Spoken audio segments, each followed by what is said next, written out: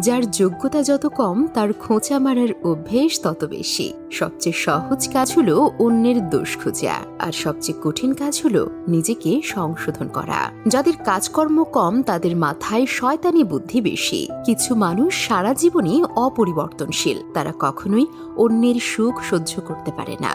সৎ পথে আছেন বলেই বিপদে বেশি পড়েন, তাই বলে হতাশ হবার কিছু নেই। অপেক্ষা করুন, ভালো কিছু পাবেন ইনশাআল্লাহ।